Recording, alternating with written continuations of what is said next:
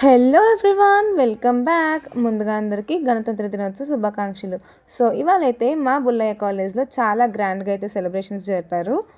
Chief గెస్ట్గా మా college president professor KC Reddy గారిని అయితే ఇన్వైట్ చేశారు. సార్ చేతుల మీదుగా అయితే ఫ్లాగ్ హోస్టింగ్ కూడా జరిగింది.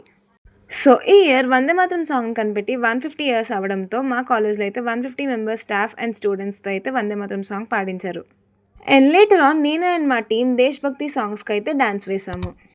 డాన్స్ అండ్ ఫోటో సెషన్స్ అన్నీ అయిపోయిన తర్వాత మేమేదో రౌండ్ టేబుల్ కాన్ఫరెన్స్లో కూర్చొని నెక్స్ట్ ఎక్కడికి వెళ్దామని డిసైడ్ అయ్యి హాఫ్ అన్ అవర్ తర్వాత యాజ్ యూజువల్గా సెంట్రల్కి వెళ్దామని చెప్పి డిసైడ్ అయిపోయి మేమైతే స్టార్ట్ అయిపోయామన్నమాట.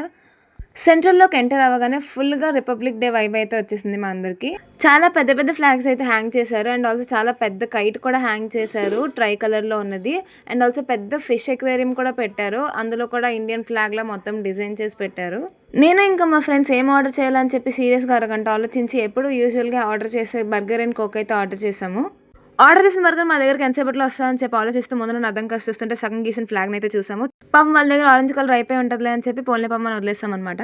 అందులో మేము ఆర్డర్ చేసిన కోక్ అయితే వచ్చేసింది. దాన్ని తాకుంటే మాలాంటి ఒక 2 వింత కిచెన్స్ అయితే కొనుక్కొని మేము సెంటర్ అంతా తిరిగేసి ఇంటికైతే బయలుదేరాం అనమాట. ఎండ తగులుతుందని చెప్పి వింతగా బూచర్లో రెడీ అయిపోయి ఇంటికైతే నడుచుకుంటూ వెళ్ళిపోయాము.